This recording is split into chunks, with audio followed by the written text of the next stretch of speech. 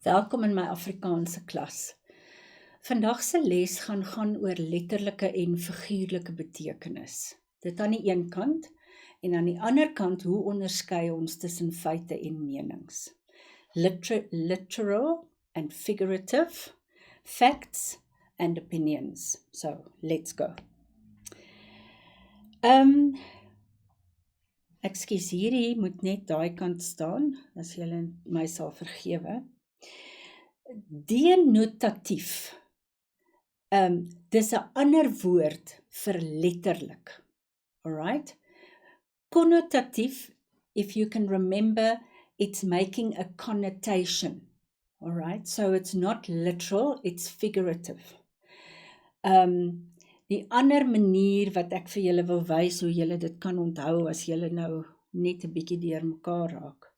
As jy die woord connotatief skryf,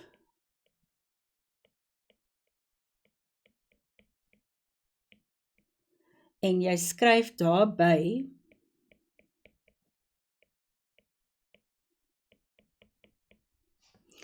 if you can have those two letters and those two letters, can you see that it's a mirror image? Maybe that can help you to also, just if you're really stuck and you don't know which is which. Goed, so kom ons kyk na letterlik. Dit is presies wat die woord sê. En dis baie interessant dat kinders, klein kindertjies, het nie die vermoë om figuurlik te dink nie. Daar's 'n wonderlike voorbeeld uit my eie lewe. 'n Vriendin van my het 4 kinders gehad. En ons kinders was dieselfde ouderdom. And they went away for a weekend and they asked that the 4 kids could come and stay with us.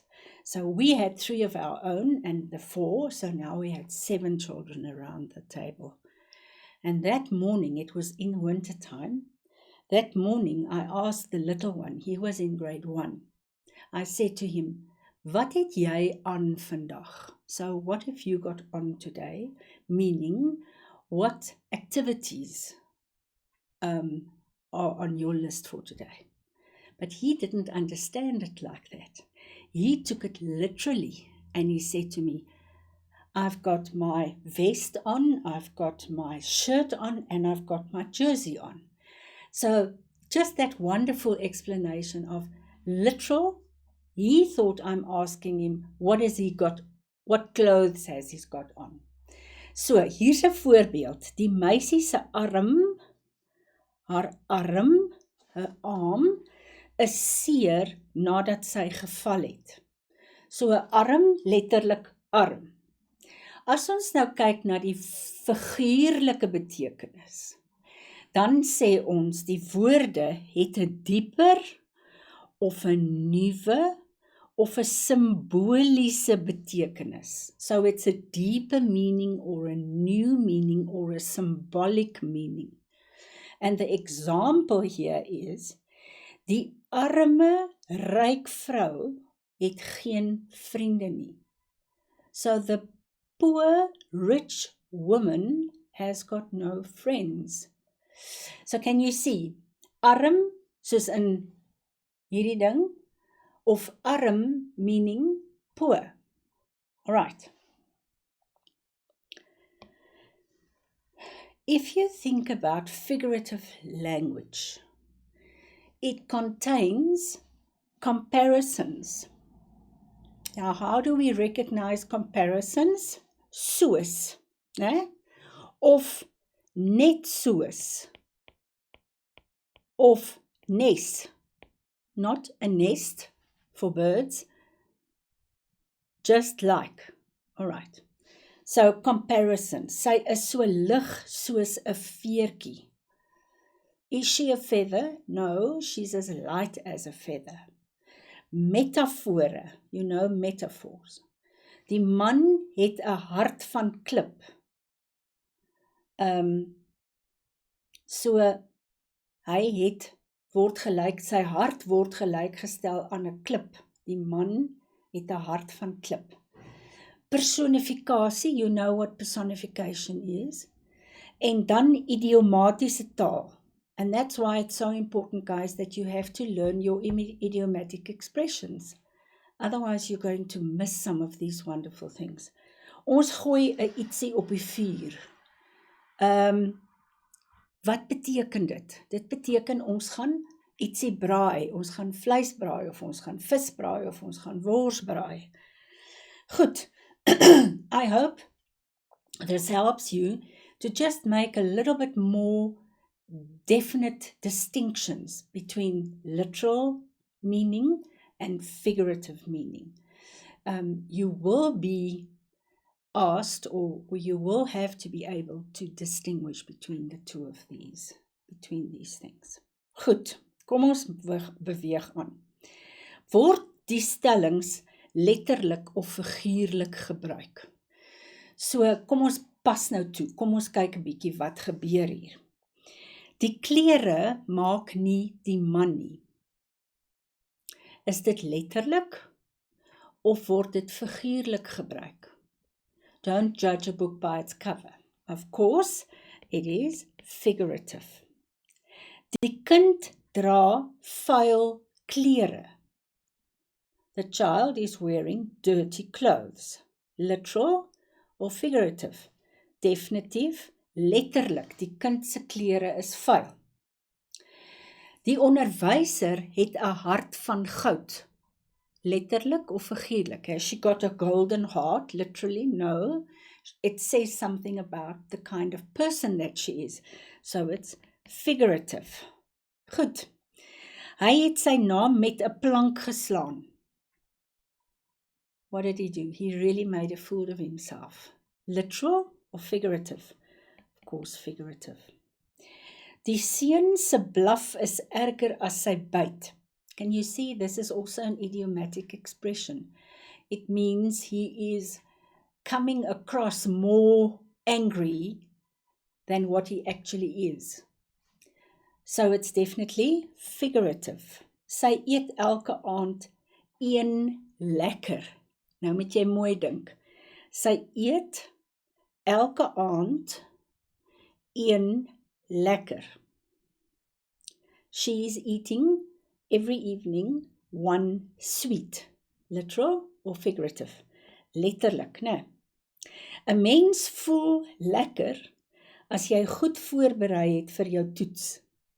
So here, also the same word lekker, but it's not literal. You don't feel like a sweet or feel a sweet. It's something, it's an emotional thing. You feel good when you know that you were well prepared for your test. So in this case, it is figurative. Daar's 'n skroef los. There's a screw loose. Literally, could be, then the table will fall apart. No, it's not what it means here. It means something is not altogether good. So, figurative. Sy het lang vingers. Now, here you can, depending on the context, now you need to make the distinction. Sy het lang vingers, so sy kan lekker klavier speel. Then it's literal. If we say she's got sticky fingers, sy het lang vingers, dan bedoel ons, sy steal, she's stealing. So depending on the context, you will have to make the decision here. I hope that helped you. Kom ons kyk gou na menings en feite. 'n Mening is 'n opinie, your opinion. It's something that you come up with according to your life motto or your values or your knowledge about something, how you feel about it. It's an assumption, all right? Assumption. That's your opinion. Now, it's your opinion, and if you can justify your opinion, then people have to respect your opinion. Feite aan die ander kant, facts, something real.